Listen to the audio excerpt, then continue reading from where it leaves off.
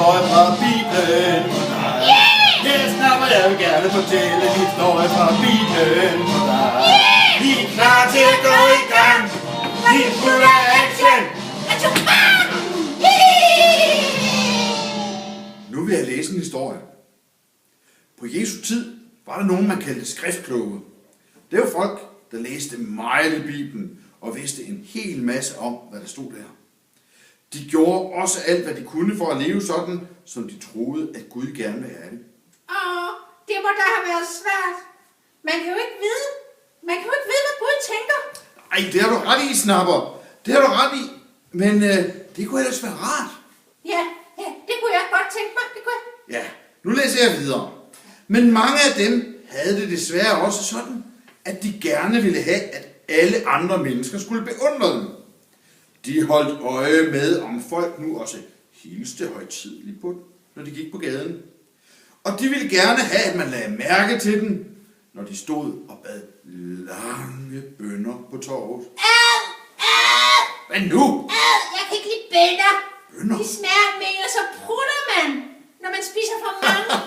Når du mener de der tørrede bønner, som man putter i sovsen? Ja, synes du, de smager godt måske? Ja, det er da ikke min livret, men det er slet ikke sådan nogle bønner. Det er slet ikke sådan nogle bønner, jeg læser om her. Det er bønner, som man beder. Forstår du det? Ja, det tror jeg nok. Prøv at lytte her. De mente også, de her mennesker, at de selvfølgelig altid skulle sidde på de bedste pladser. Både når de var til fest, og når de var til gudstjeneste. For det fortjente de, synes de.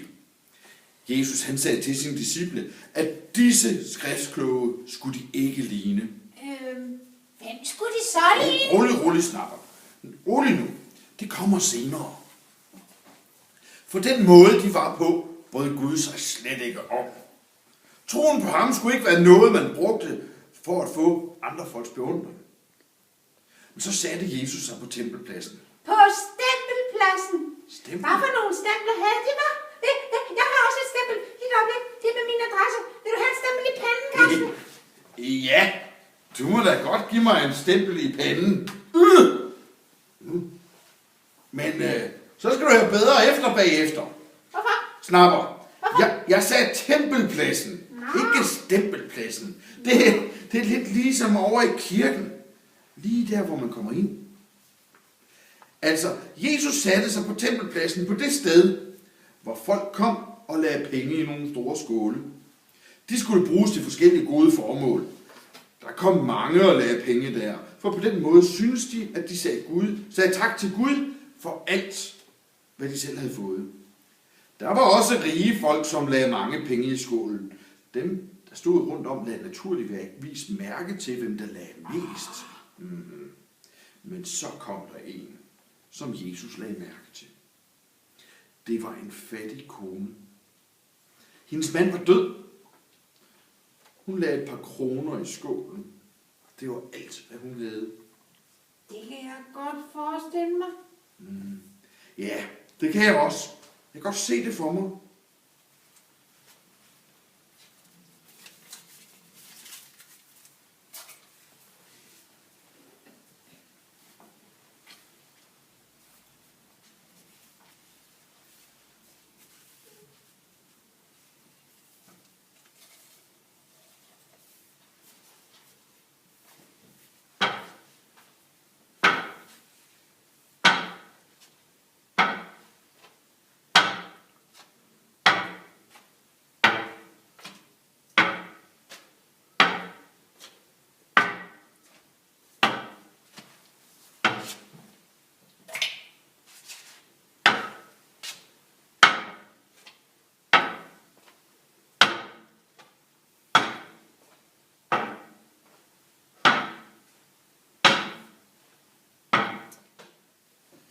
Så kaldte Jesus på sine disciple og sagde til dem, at det var denne kone, som i virkeligheden havde givet mest til Gud.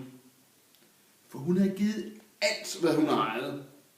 Godt nok var hun fattig, men hun var taknemmelig mod Gud. Hun gav alt, hvad hun ejede. De andre gav bare en lille smule af det, de sådan havde til overs. Det de ejede. Selvom der ikke var andre, der ville tage sig af hende, så stolede hun på, at Gud på en eller anden måde vil sørge for hende. Det må ellers være svært, Ja. når hun er fattig. Jeg vil ikke være fattig. Tror du, jeg bliver fattig, var Karsten? Jeg tjener jo ingen penge. Jeg vil ikke være fattig. Snapper. Du er tøjdyr. Og tøjdyr, de bliver ikke fattige. Det skal du ikke bekymre dig om. Men du har ret. Det er ikke rart at være fattig. Det vil jeg gerne snakke med dig om lidt. Men nu skal du lige høre det sidste af den bibelhistorie. Okay. Gud glæder sig, når vi mennesker stoler på ham og regner med ham. Det, der betyder noget, er ikke, hvad mennesker tænker og mener om os. Gud kan se vores hjerter. Over for ham kommer det ikke an på, om vi giver ham stort eller småt i menneskers øjne. Gud ser efter, om vi gerne vil give ham det, vi har mulighed for, fordi vi er taknemmelige. Taknemmelige over at være hans børn. Så har Gud godt nok mange børn. Der er jo flere milliarder mennesker på jorden, Karsten. Ja, der er næsten 7 milliarder i verden, og ved du hvad, Snapper? Du har ret. Gud har mange børn, og det skal vi huske. Alle dem, der er fattige, de er også Guds børn. Kender du nogen af dem? Ja. Altså nogle af dem, der er fattige? Ja. Jeg har ikke selv været i Afrika eller sådan nogle steder, hvor de er rigtig fattige. Men jeg har hørt meget om det. Og jeg synes, det er vigtigt, at vi hjælper. Uanset om vi kan give meget, eller vi kan give lidt. Jeg har for øvrigt nogle billeder, Snapper. Vil du se dem? Ja, jeg elsker at se billeder. Skal vi se dem nu? Det skal vi i hvert fald. Så kigger vi. Ja. Nu skal du høre historien om Sharon og sukkerrørene. Det er tidlig morgen, og solen er lige stået op i Uganda. Et land i Afrika. Sharon bliver vækket af hanen, der galer. Er han gal, tror du? Nej, jeg tror ikke, hanen er gal. Den galer, det vil sige, den siger kykkeliky. Når det er det? Ja. Okay. Sharon er 10 år gammel og bor med sin far og mor og 9 søskende. 9, ja. Det er jo mange. Det er godt nok mange. De bor i et lille bitte hus. Og i dag skal hun tidligt op, for hun skal lave morgenmad til sin lillebror.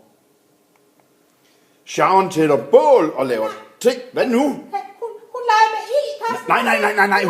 Nej, hun leger ikke med ild. Hun er i gang med at lave te og skal til at koge madbananer til morgenmad. Det kan hendes lillebror nemlig godt lide. Og de har det rigtig hyggeligt. Du kan se, at lillebroren sidder derovre lige ovenover dig. Ej, se hans tær er oppe i maden. Ja, men det er jo fordi gulvet og bordet og maden og bålstedet, det er jo lidt det samme sted. Lidt senere er alle hendes søskende stået op. Se, 2 af hendes søskende, de har allerede været i marken og hentet grøntsager, for de skal til at lave frokost, så hele familien hjælper med at lave mad.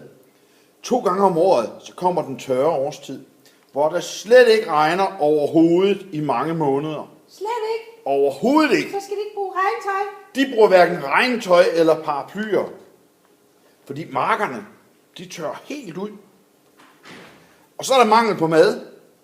En gang for et par år siden, da det var en særlig slemt tør årstid i Uganda, så blev hele familiens høst ødelagt. Nej. Så var hele familien ved at dø af sult. Nej. Og de blev heldigvis reddet af en sød og venlig præst, der kom med nogle sække majs til dem. Det er jo godt. Det var rigtig godt. Og lige siden, der har de sørget for at passe deres marker rigtig godt. Og de har altid gemt noget mad, hvis det nu skulle blive tørke igen. Det var godt nok godt fundet på, hva'? Det var nemlig rigtig smart. Se her. På det her billede kan man se, at Sharons mor er i gang med at gøre madbananer klar. Men Sharon og hendes veninde Deborah, de shipper i et shippetov, de selv har lavet af bananblade. Af bananblade? Ja, de har nok tørret dem, og så har de snået dem sammen, og så har de fået sådan en lang snor, som de så kan shippe med. De er da gode til at finde på. De er rigtig gode til at finde på, og de synes faktisk, det er rigtig sjovt. Men så siger Sharons mor, at Sharon og Deborah, de skal hente brænde til bålet, så de kan lave maden klar. Og derfor tager de nogle store manchetter. Machetter, det er sådan en slags knive, og så går de ud og hugger grene af træerne. Først leger hun med ild, Ja. og så leger hun med sværd. Det kan du tro. Og de er rigtig dygtige til det. Og jeg tror ikke engang, de har taget spejdermærker for at komme så langt. Ej, hvor sejt. Lige pludselig så får Sharon en idé. Hun vil overraske familien med en dessert efter maden, nemlig hendes yndlingsdessert, mangofrugter og sukkerrør. Det er sødere end den sødeste slik. Så Sharon finder et mangotræ og samler mangoer. De pakker mangoerne ind i nogle store blade som en slags taske. En taske? Ja, Så behøver de sikkert have en pose med. det gør de nemlig ikke, for de tager bare et stort bananblad, og så pakker de deres ting ind i den. Smart. Det er nemlig rigtig smart.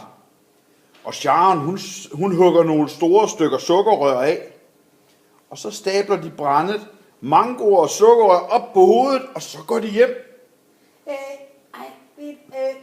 Jeg tænker på, Karsten, jeg gad godt se dig gøre sådan. Tror du ikke, jeg kan det? Gå med noget på hovedet, det vil jeg se for jer. Du kan tro, jeg kan gå med noget på hovedet, men jeg ved ikke, om jeg er lige så dygtig som dem. Ja, vi får se. Det gør vi. Vi kunne jo prøve det. Det synes jeg. Da de kommer hjem, så gemmer de desserten i en busk, så ingen opdager den. Og maden den er klar, da Sharon og Deborah kommer hjem, og så spiser hele familien sammen.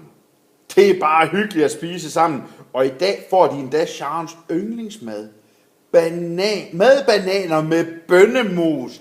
Bønner! Ja, Bønner bønner. igen! Ja, og den her gang er det den slags bønner, du ved. Ja, Dem, der lugter, når man prøver. ja, dem der lugter, når man Det er ikke mig. snapper. Det er ikke mig. Har du fået bønner? Nej, det må være dig. Nej, jeg har ikke fået bønner. Jeg kan ikke lugte noget. Nej, så er det måske billedet. Kan du lige prøve at lugte til billedet? Er det det? Det er ikke billedet, det er dig. Fordi tøjdyr prutter ikke. Nej, lad os nu komme videre. Da de er færdige med at spise, så skal alle de andre til at gå udenfor, men Sharon siger, vent lige lidt alle sammen. Jeg har en overraskelse. Og så går hun hemmelighedsfuld ud og henter desserten. Hele familien bliver ellevilde, da de ser mangoerne og sukkerrørene. Især Sharons mindre søskende hopper og danser. De griner og spiser løs, imens Sharon fortæller, hvordan de var lige ved at falde ned af træet, mens de plukkede mangofrugter. Er det mango, hun spiser? Jeg tror, det er mango, hun er ved at putte i munden der. Og hun ser ud, som om hun synes, det smager rigtig godt. Hun har også nogle fine tænder. Ja, det kan du ikke se der. Er det Der er måske en enkelt tand eller to, man kan se. Men ved du hvad, Snapper? Det var historien om Sharon og sukkerrørene. Ej. Ved du hvad, jeg tænker, vi skal altså huske dem. Husk de fattige. Det er jo ikke sikkert, at der altid kommer en præst og hjælper dem. Ej, du kan tro, vi skal huske dem. Og det skal vi hver eneste dag. Og specielt, når der er mulighed for, at vi kan samle penge ind til dem. Så skal vi sørge for at hjælpe dem så godt vi kan. Det skal vi. Men det var den historie, jeg vil fortælle dig. Og alle børnene. Det var en fin historie. Tak for det, Carsten. Velbekomme.